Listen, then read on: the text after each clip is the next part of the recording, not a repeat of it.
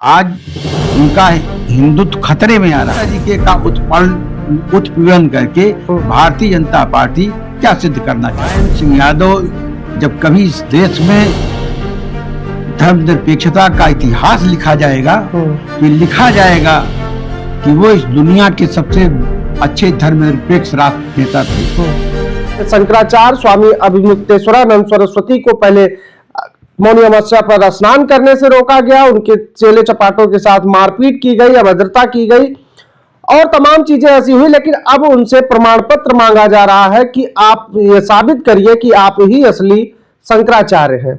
हम बातचीत करेंगे, हमारे साथ दादा जयशंकर पांडे जी हैं। इसको लेकर इनके क्या विचार हैं हम जानने का प्रयास करेंगे। दादाजी बहुत बहुत स्वागत है। आपको बहुत बहुत धन्यवाद। सबसे पहला सवाल ये उठता है कि भारतीय जनता पार्टी अपने आप को सबसे बड़ी धार्मिक, कह लीजिए सनातन के विचार वाली पार्टी कहती है और सनातन धर्म की पोषक कही जाती है और रक्षक कही जाती है। लेकिन आज जो घटना प्रयागराज में हुई है, जिस तरीके से वहां के शंकराचार्य अभिमुक्तेश्वरानंद जी के साथ जो कुछ भी हुआ है, उस पर आपकी क्या राय है? हमारे नेता डॉक्टर राम मनोहर लोहिया ने बहुत पहले किताब लिखी थी हिंदू बनाम हिंदू की। जी। जब भी इस देश के अंदर उदार हिंदू का बाहुल्य रहा है जी। तो समाज आगे बढ़ा है, समाज बलवती हुआ है। और जब इसमें कट्टरता आई है जी। तो समाज का विखंडन हुआ है। जी। भारतीय जनता पार्टी कभी उनका लक्ष्य हिंदुत्व नहीं है, वो कट्टर हिंदुत्व के बल से सत्ता कब्जा करना चाहते हैं। उनका निगाह सत्ता पर है। और आज जो घटित हो रहा है बना इलाहाबाद में कि शंकराचार्य से सर्टिफिकेट मांग रहे हैं, ये वही भारतीय जनता पार्टी है। जब राम जन्मभूमि राम मंदिर का मुकदमा चल रहा था तो शंकराचार्य ने भी गवाही दिया था। तो जब अभिमुक्तेश्वरानंद जी ने गवाही दी थी तब भी तो शंकराचार्य थे जी। तब वो आपको बहुत अच्छे लगे और आज आप उनसे गवाही मांग रहे हैं जी। आज आप उनसे पूछ रहे हैं कि आप शंकराचार्य होने का सर्टिफिकेट दीजिए जी। तो इस तरीके की जो मामलात होते हैं जी। इस तरीके की जो समस्याएं आती हैं जी। आज उनका हिंदुत्व खतरे में आ रहा है। जी। मैं आपसे कह रहा हूं समाजवादी पार्टी विगत 2500 वर्ष से मैं जानता हूं अच्छी तरीके से कि प्रयागराज में कुंभ मेला में या माघ मेला में समाजवादी शिविर लगता है। इलाहाबाद में जब जवाहरलाल नेहरू जी का महान व्यक्तित्व था उस समय भी सोशलिस्ट पार्टी के 3-4 एमएलए वहां से चुनाव जीतते थे। और आज भी अभी भी वहां पर प्रशिक्षण शिविर समाजवादी पार्टी का लगा हुआ इस साल, जिसके संयोजक अवधेश आनंद जी हैं। और अभी जिसका उद्घाटन हमारे समाजवादी पार्टी प्रदेश के अध्यक्ष आदरणीय श्यामलाल पाल जी ने किया है। और वहीं पर हमारे मुलायम सिंह यादव संस्थान समिति के संदीप यादव जी द्वारा वहां पर मुलायम सिंह यादव जी की मूर्ति लगाई गई थी। उस मूर्ति को हटाया गया। आदरणीय माता प्रसाद पांडे जी जो हमारी समाजवादी पार्टी के विधानसभा के नेता विरोधी दल हैं वो उद्घाटन करने गए थे। उन्होंने राधा कृष्ण जी की मूर्ति लगाई गई, उसका उद्घाटन किया। वहां पर संदीप यादव जो इसके संयोजक हैं उनके ऊपर गुंडा एक्ट का नोटिस तामील पुलिस इलाहाबाद कमिश्नरेट द्वारा कराया गया। संदीप यादव जी समाजवादी पार्टी के नेता हैं। इलाहाबाद उत्तरी से विधायक का चुनाव लड़ चुके हैं। 2022 में थोड़ी वोट से चुनाव हार गए थे। तो मैं कहना चाहता हूं कि क्या कुंभ मेला में गरीबों को खाना खिलाना, दूध बांटना, चाय पिलाना पाप है?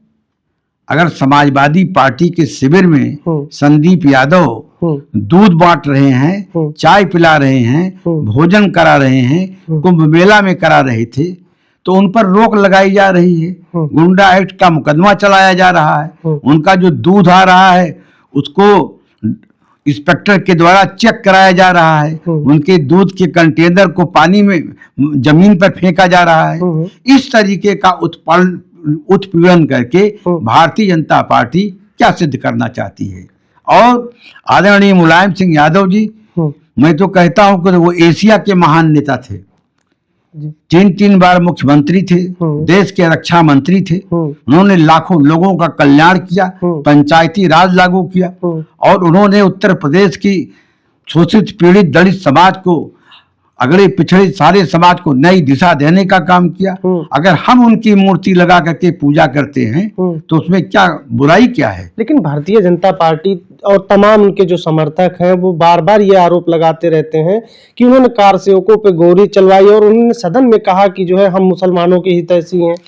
मुलायम सिंह यादव ने जिन्हें सदन में कभी भी नहीं कहा, उस सदन में मैं भी था जी।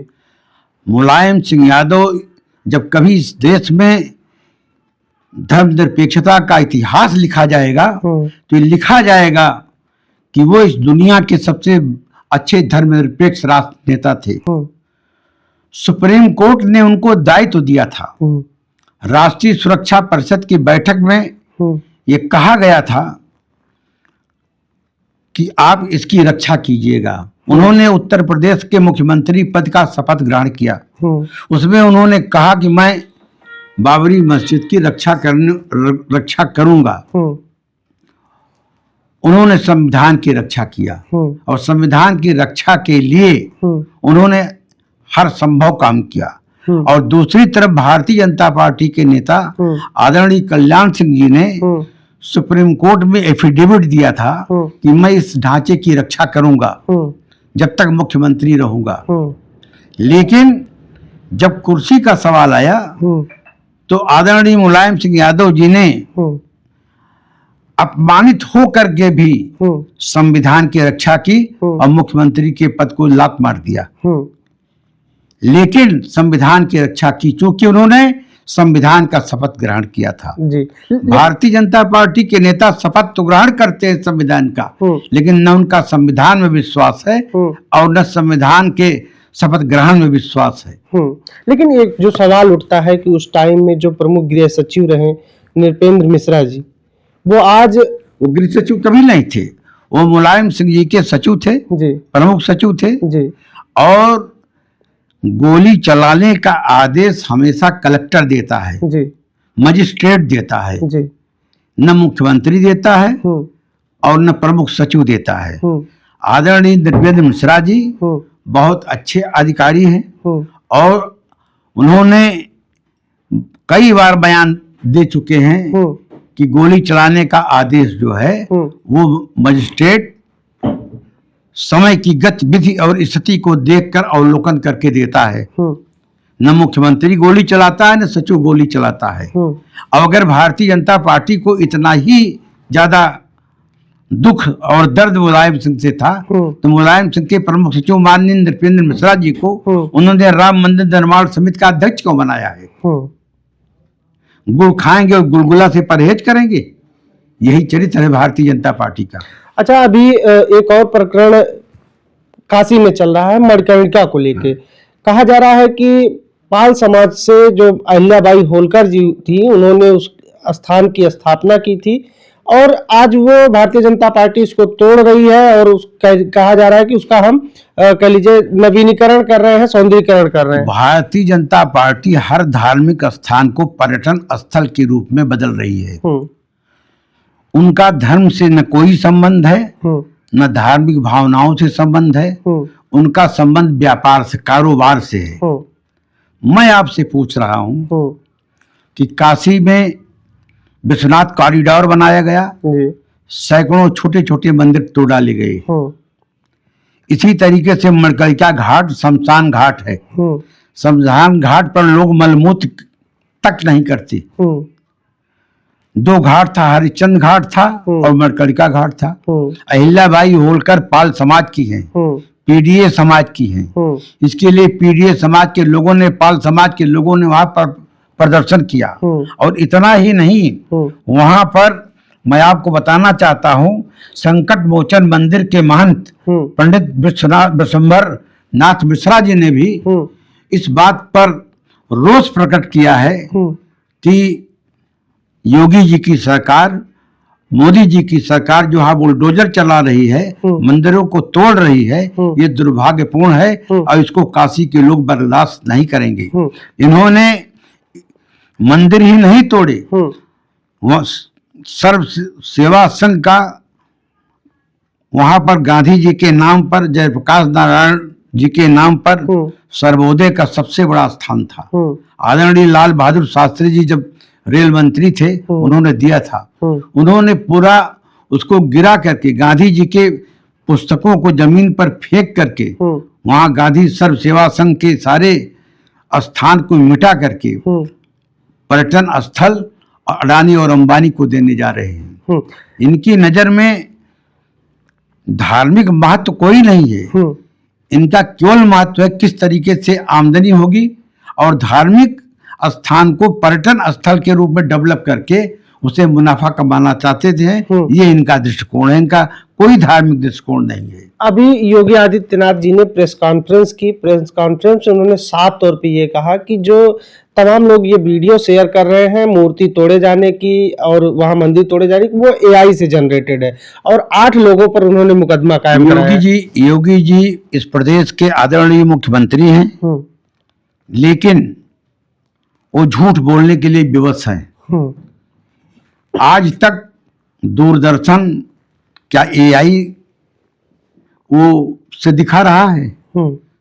हजारों लोग दूरदर्शन पर देख रहे हैं, चैनल पर देख रहे हैं, लेकिन ये झूठ भारतीय जनता पार्टी का नाम ही होना चाहिए, भारतीय झूठ पार्टी। ये तो पता नहीं कैसे भारतीय जनता पार्टी नाम रखे हुए हैं, लेकिन इनको झूठ बोलने में कोई परहेज और कोई डर नहीं है।